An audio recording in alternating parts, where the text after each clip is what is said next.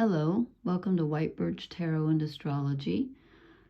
This reading is for, we'll say April 18th through the 21st, but actually it's probably going to reverberate on either side of those dates for a while because we have the biggest astrological event of the year happening. It's exact, I believe, the 21st, I think, depending on where you are in the world, and that is Jupiter conjuncting Uranus in Taurus. And the last time they were together in Taurus was 1941, which was during World War II, which is rather scary considering what's going on in the Middle East.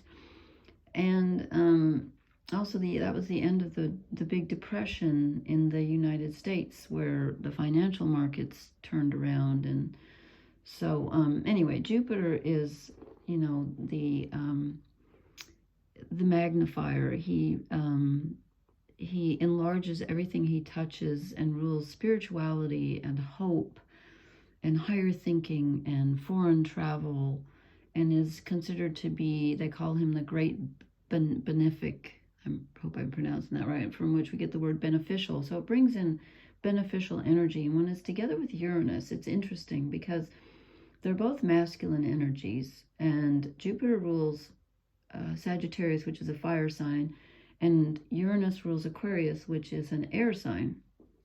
And Uranus is sudden change, it's the collective consciousness, it's being different, it's rebellion, it's,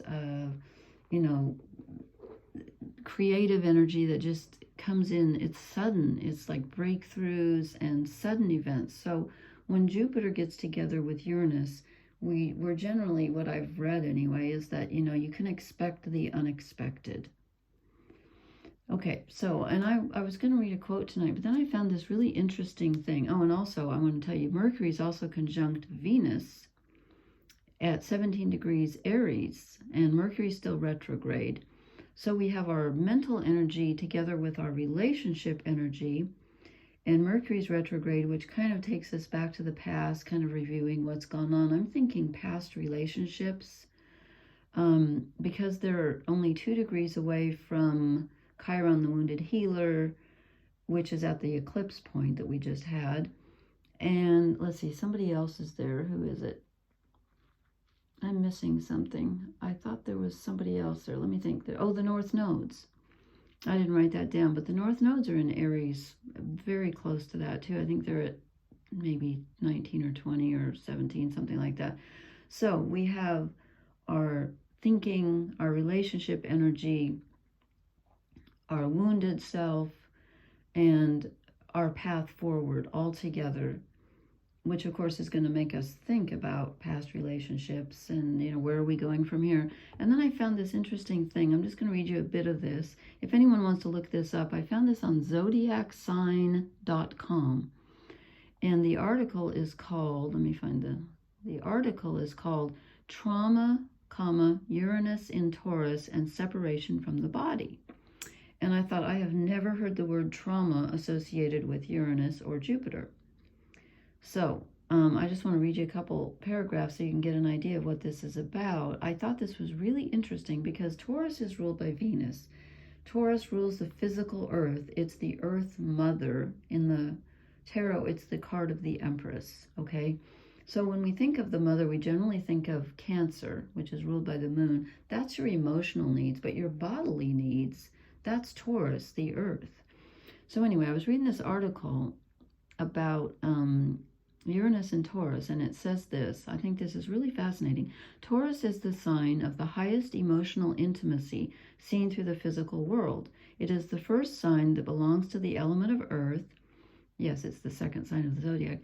And it is our emotional connection to the body we live in. While Aries is the first breath and the initial energy we get when we are born, Taurus is the fixed energy that gives us the first stability through purity of contact with the mother. And right there I'm thinking, uh-oh, purity? Whatever lacks in this emotional sensitive tie is what is considered to be our first childhood trauma, be it aggression or neglect, lack of understanding for our physical needs, or any of the possible attachment problems we become aware of later in life. This material foundation of pleasure and having our needs met when we cry and express our emotions freely will be something that all our relationships are founded on later in life. Taurus speaks of too much or too little physical touch, feeding, getting clean, being carried and hugged, left to cry on our own, our need for sleep, etc. Since this is primarily linked to the emotional state of the mother, again, there's an uh-oh, possibly, it is a time when all her wounds are picked up on and collected. The sense of control or release, her happiness, anger, and all the feelings she might go through while her hormonal balance is moved on the deepest possible physical level. And then one more sentence. As life goes on, this becomes the emotional foundation of what we attract in life, and all events that are traumatic find their place in this physical truth. Wow. Okay, I've studied astrology for decades, and I have never thought of it like that. Because, yeah, Taurus does rule our physical body. So that's really interesting. So anyway, I just wanted to get that. And also to let you know that Mars, which in a way, I always think of Mars as ruling our physical body, but it rules our actions.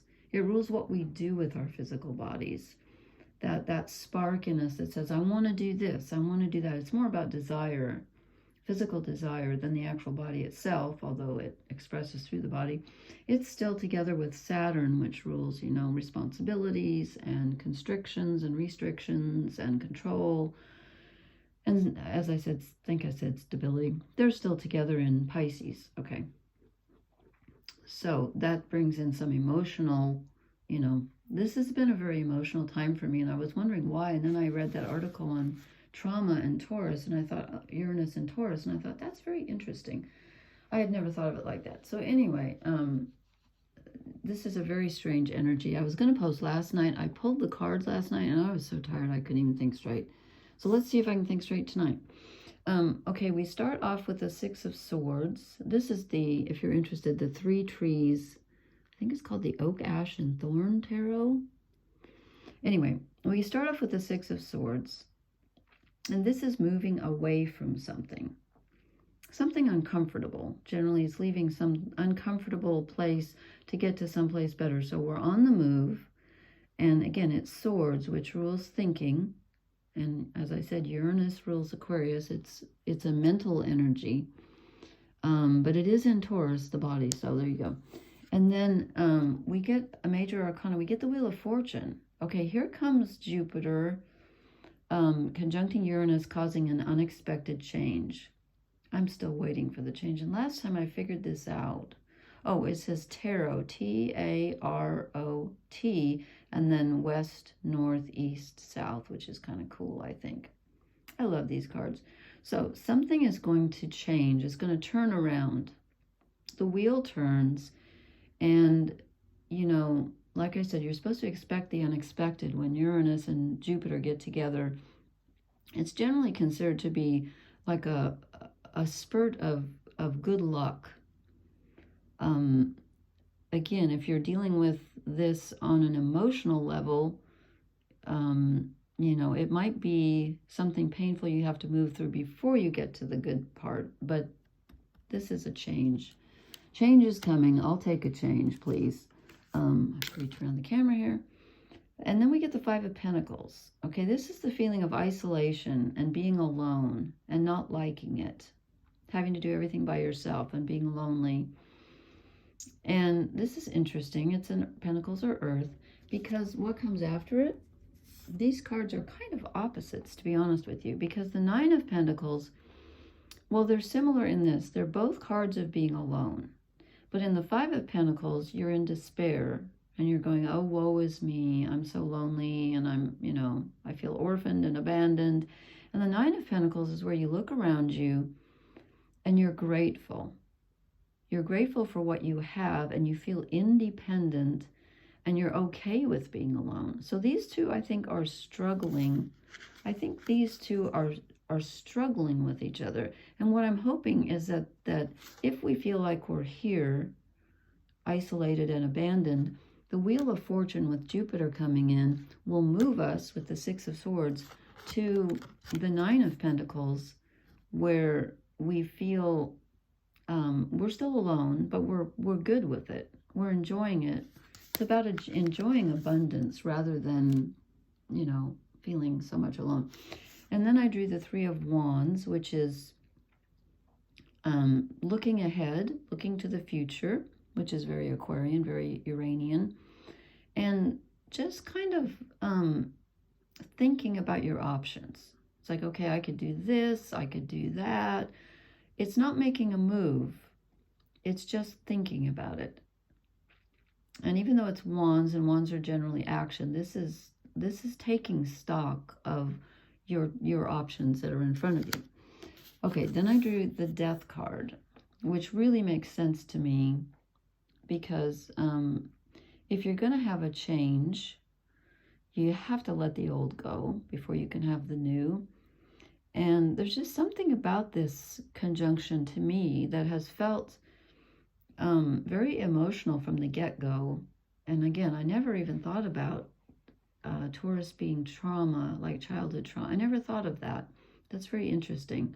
And the mother energy, it is the mother in a bodily sense. Again, not on the emotional sense, that's Cancer. But anyway, so here's a change where we let go of the past.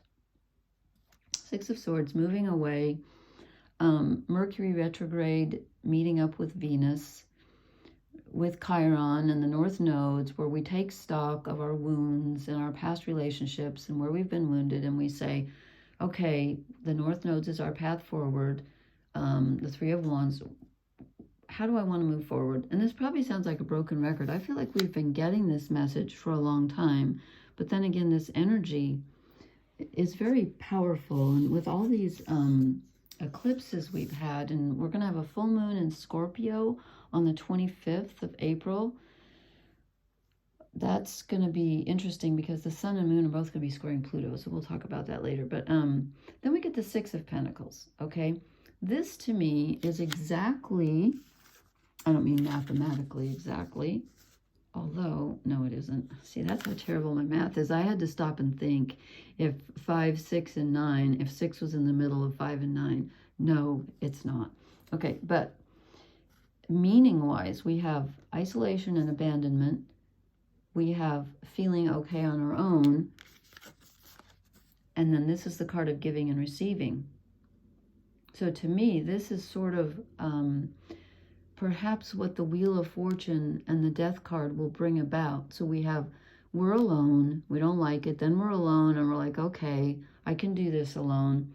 And then it changes, and suddenly someone is giving to us, and we're giving to others. This is a balance. This is about both. It's about giving and receiving. And they've got it kind of with money because Pentacles rule money, but they also rule anything that's earthy. It could be just someone listening to you, someone bringing you something to eat, someone caring for you. It doesn't have to be money. And then we end up with the Ace of Wands, which I think is really interesting. So we start off with a sword. We have a little bit of mental energy. Most of the cards we get are wands and pentacles, earth and fire. We have no cups tonight. No cups. And yet there is that emotional side to this. So we have the Ace of Wands, which is a new venture, something new sprouting within you, a new desire, a new creative venture. So maybe the Three of Wands, you look around and you think, you know, I want to do something creative, but whatever I've been working on feels stale. I want to start something new. So you might get that new impetus coming in. Then I drew a shadow card. And I got this, I think we got this last time. Or maybe I drew it for myself, but I just saw this very recently. The Seven of Wands. To me, this is generally fighting with others, but to me, this is fighting the demons of the past, the demons that are in our subconscious. And I think this is a foreshadowing of the full moon coming up in Scorpio with the sun and moon squaring Pluto. That's what I think anyway. So I think that there's some old past wound energy. We're fighting fear, basically, because most trauma is caused by fear. Fear of lack, fear of neglect, fear of instability, fear of abandonment. And we're fighting something, but it's kind of a demon, but it's I mean, it's real, but it's in the cave of our subconscious, if you will. I'm not saying it's not real, but it's something that it's not really coming from the outer, as in the other decks where they're literally like fighting each other. This isn't from others. This is something within you. Okay, what do we want to give us some hope here? I had to, everything's all, it was so boiling hot here last time I posted, and now it's freezing cold again. Welcome to the Midwest of the U.S. Anyway, let me concentrate on this. What can give us hope at this time? I mean, some of those cards are really good. I personally think the Wheel of Fortune and Death are just what we need right now. I need things to change. We got this last time. Yang energy. This is all that wand energy. This is all the Aries energy with Mercury and Venus, Chiron, North Nodes. Even though Jupiter and Uranus are in Taurus, which is definitely feminine energy, we have some impetus here, some movement. Let me draw one more and see if we can get a... This one wants to come out. Oh, well, two of them want to come out. Okay, I guess so. We get community. Okay, maybe that's the giving and receiving part. I'll take that. And we get the thinker. And again, I really do think that, you know, Uranus rules collective consciousness. And I said we have Mercury retrograde, so it is about thinking about past relationships and where we're headed and all that. There is a lot of thinking going on. I feel like I want one more. I didn't bring down my little animal cards, so I can't do them. I'll draw one fairy. I should have brought down all my decks, but I wasn't planning on staying downstairs, but I think I will stay down here for the summer. It's too darn hot upstairs. Okay. I'm not surprised to see this. The Fairy of Youth. And I didn't bring my book either. Guess I'll have to go get my stuff. So we are definitely looking back to something that stems from our childhood. I think that's true. And I also think that it's asking us to connect with that part of ourselves that never grows old, that never grows tired of being amazed. Jupiter rules hope. And Jupiter's an extremely fun energy. It rules Sagittarius, and like I said, exploration, like new ideas, new, you know, new countries, new people, new everything. So this is telling us to get into your inner child that enjoys things. And you might experience, you know, some of the inner child stuff that is a little dark, but that's okay. There's a lot of fun to be had there too. Now that's a fairy mushroom. Okay, a little in joke there. If you watch my channel, you probably know what I'm talking about. Okay. All right. Thank you so much. Please leave me a comment if you would, and let me know how this energy is treating you and what you think about that article I found on trauma from childhood coming up right now. I'm just interested to hear if anyone else is experiencing that. Okay, thank you so much. I'll talk to you later. Blessings. Good night.